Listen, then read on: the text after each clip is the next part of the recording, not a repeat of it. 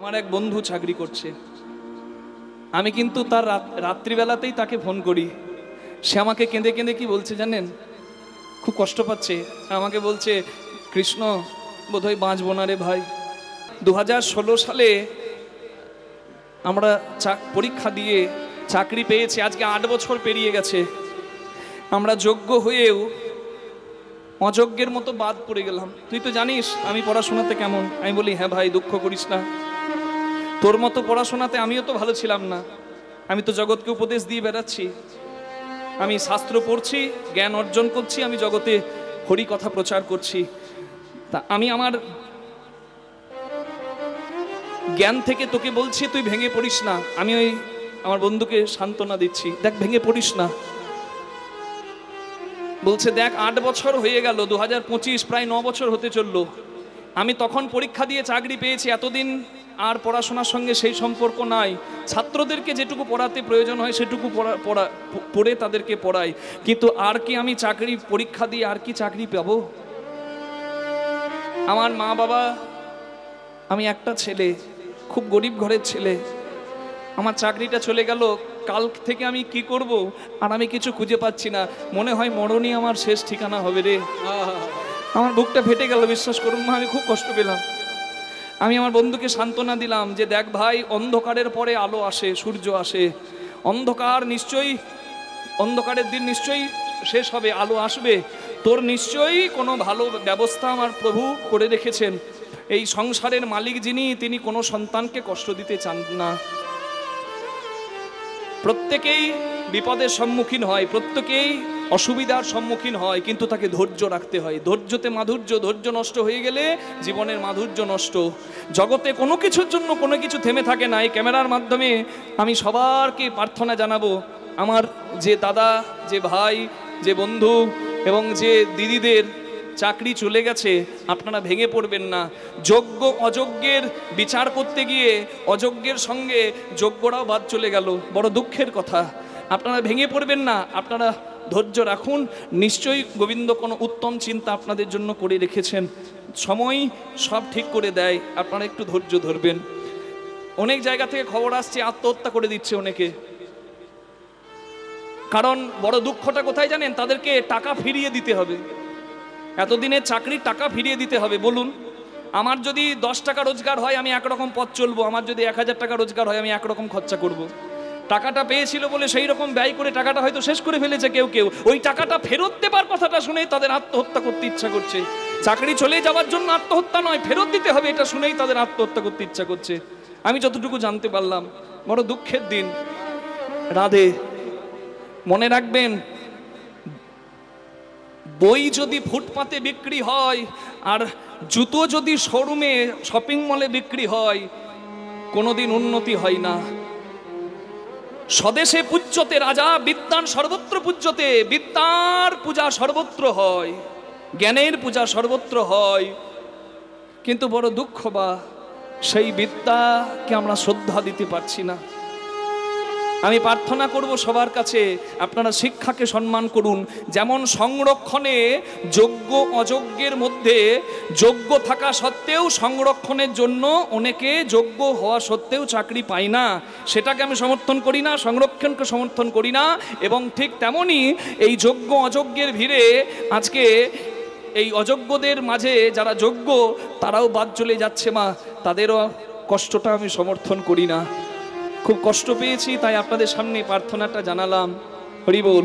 শিক্ষা হলো দেশের হাল, শিক্ষা সকলের ঘরে ঘরে পৌঁছাক, শিক্ষার মূল্য যেন সবাই পায়, এইটুকু সবার চরণে প্রার্থনা জানায়। নিতাই গৌর প্রেমানন্দে। হরি বল, হরি বল, হরি বল। রাধে রাধে, হরি বল। দেখুন, রাধারানীর নাম গান গাইছে দেবর্ষি নারদ দ্বারকার রাজ দরবারে। রাজ দরবারে রাধা নাম গাইছে। রাধা নামটা কি? রাধা নামটা কি? রাধা নাম হচ্ছে ভজন।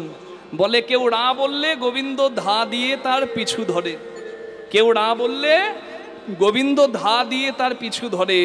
রাধা নাম হলো ভজন। রাধে রাধে। হরি ভজন বড় লেঠা, হরি সাধন বড় মিঠা, হরি ভজন করবি যদি জলধর, পারলে সহস্রায় ওঠা। কি আমি যে কথাগুলো বলবো সেগুলো হচ্ছে গুরু ঘরের কথা, তত্ত্ব কথা। দু একটা অবশ্যই বলছি, আপনাদের কাছে ভেঙে বলতে আমি পারবো না, ভেঙে বললে রসাভাস হয়। আপনাদেরকে ইঙ্গিতে বলে দেব, আপনারা বুঝে নেবেন কি করতে হয়। রাধা নাম হলো ভজন। রাধা নাম গেয়ে নারদ জগৎকে শিক্ষা দিলেন যে তোমরা, আমি রাধা নাম গাচ্ছি, আমার কাছে গোবিন্দ ছুটে আসছে, তোমরাও রাধা নামের অর্থ বুঝে সেই রকম ভজন করো যাতে কৃষ্ণ কৃপা পাও। কৃষ্ণ কৃপা পেতে গেলে হতে হয় সংযমী। মর্কট বৈরাগ্য না করো লোক দেখাইয়া, যথাসাধ্য ভুঞ্জ বিষয় মনাসক্ত হইয়া। অনেকে মালা করে, তিলক করে, নামের মালা জপ করে, দ্বাদসঙ্গে তিলক করে, বৈষ্ণব সেজে বেড়ায়, কিন্তু বৈষ্ণবী দেখলে নিতাই গৌর হরিবোল হয়ে যায়। এই জন্য মহাপ্রভু সাবধান করেছেন, যতক্ষণ না তোমার মধ্যে সংযম আসবে তুমি সাধু বৈষ্ণব হতে যেও না, সংসারী হও। সংসারীদের করণীয় কি? এই যে সংসারী মায়েরা এখানে বসে কীর্তন শুনছেন, আপনারা তো আর সংসার ত্যাগ করে যেতে পারবেন না, তাহলে সংসারে থেকে গোবিন্দ ভজন করবেন কি করে? তার উপায় হচ্ছে, রাঁধুনি হইবি ব্যঞ্জন রাঁধিবি, হাড়ি না ছুঁইবি তাই, পতঙ্গের চালে মাতঙ্গ বাঁধিবি, প্রীতি পাইবি তাই। যদি কৃষ্ণ প্রেম পেতে হয় তাহলে ধৈর্যের জালে কৃষ্ণ প্রেমের মতো উন্মাদ হাতিকে বাঁধতে হয়।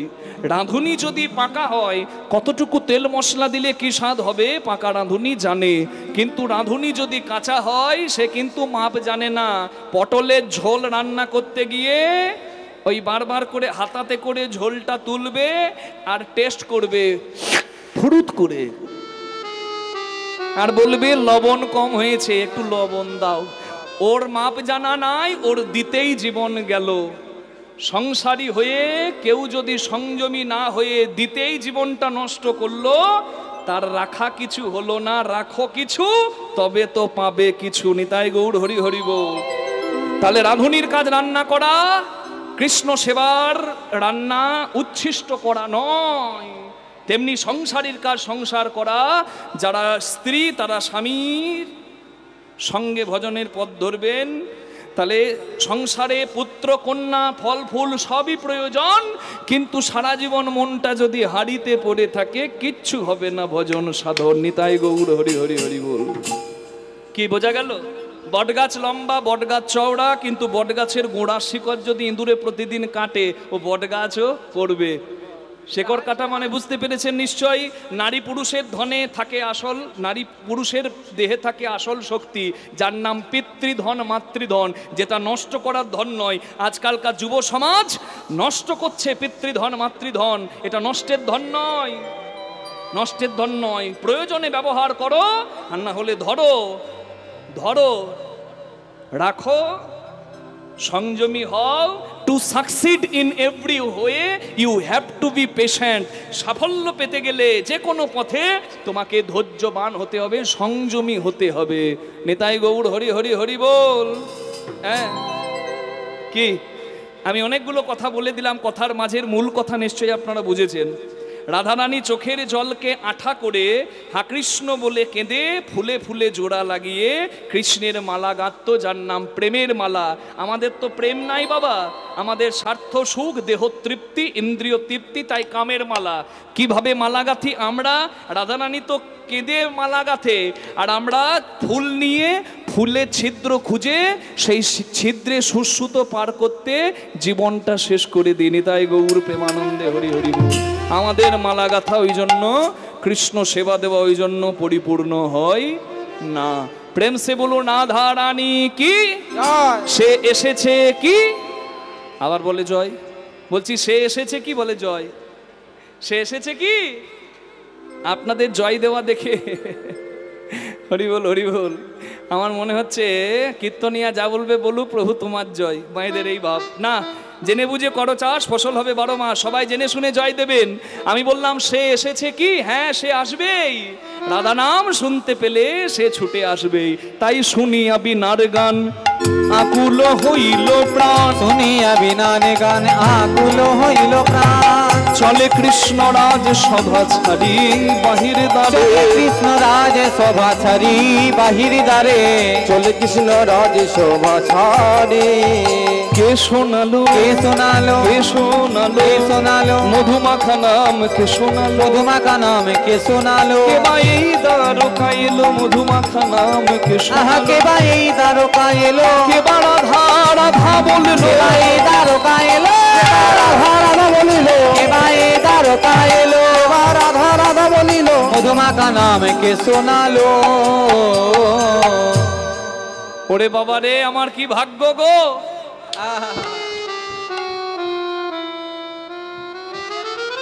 আমার কি ভাগ্য গো, কি মা ওই দেখো আবার বসেও পড়লো।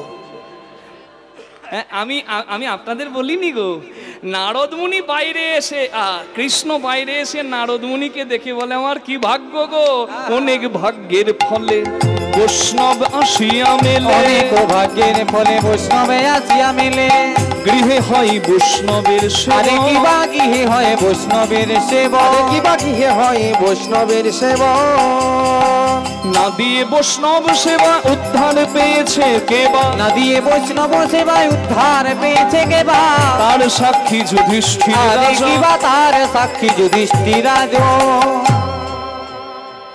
ভগবান যত্ন সহকারে নারদ মুনিকে সিংহাসনে বসিয়ে চরণ সেবা করলেন। সাধুগুরু বৈষ্ণবকে সেবা করে দিতে হয়। বৈষ্ণবের সাধুর পোশাকটাকেও যদি শ্রদ্ধা করতে পারেন, গোবিন্দের কৃপায় আপনার কৃপা লাভ হবে। হরি বল। আপনার কর্ম আপনি করুন, রাধে রাধে, কর্ম করতেই হবে। কৃষ্ণ ভগবান আপনি আচরি ধর্ম জীবের শেখায়, আপনি না করিলে ধর্ম শেখানো না যায়। নিজে আচরণ করে জগৎকে শিক্ষা দিচ্ছেন যে গৃহী মানুষ সাধুগুরু বৈষ্ণবকে শ্রদ্ধা করবে, এতেই মঙ্গল। নারদের সেবা করলেন ভগবান আর বললেন, নারদমুনি আপনি আশীর্বাদ করুন যেন আমার দ্বারকার মঙ্গল হয়। বলে, প্রভু মঙ্গল হয় বললে কি মঙ্গল হবে? তুমি করেছ কি আয়োজন, করেছ কি আয়োজন, করিতে পুরীর মঙ্গল, করেছ কি আয়োজন। করিতে পুরীর মঙ্গল, করেছ কি আয়োজন। আমাকে কি আয়োজন করতে হবে কৃপা করে আপনি বলুন। তা নারদমুনি কৃষ্ণ ভগবানকে বলছেন, কৃষ্ণ ভগবানকে মঙ্গলের জন্য কি করতে হবে। কি করবেন কৃষ্ণ ভগবান আপনারা জানেন তো। আজকে কি করবেন? যজ্ঞের কথাটা বেশি বড় করব না, রাত বাড়ছে, অধিক রাত্রে আমরা নেমেওছি রাধে। তাই আপনাদের কাছে যজ্ঞের মূল বিষয়টা আপনাদের কাছে আমি তুলে ধরার চেষ্টা করব। কৃপা করে একটু গ্রহণ করুন। কৃষ্ণ ভগবানকে নারদমুনি বলছে কি করতে হবে। বলে, ত্রেতাই রাম রাজা ছিল, অশ্বমেধ যজ্ঞ করিল, তাই রাম রাজা ছিল, অশ্বমেধ যজ্ঞ করিল, দান ব্রত যজ্ঞ করো এবে যদি রাজা হবে, দানে ব্রত যজ্ঞ করো এবে যদি রাজা হবে, গানে ব্রত যজ্ঞ করো এবে রাজা হবে। শুনো বলি ও হে রাজন, ত্রিভুবনে নিমন্ত্রণ, বলি ও হে রাজন ত্রিভুবন নিমন্ত্রণ, সবারে করিতে হবে যদি রাজা হবে, সবারে করিতে হবে যদি রাজা হবে, করো সবে নিমন্ত্রণ, তুমি করো সবে নিমন্ত্রণ, করিতে পুরীর মঙ্গল, করো সবে নিমন্ত্রণ, করিতে পুরীর মঙ্গল, করো সবে নিমন্ত্রণ।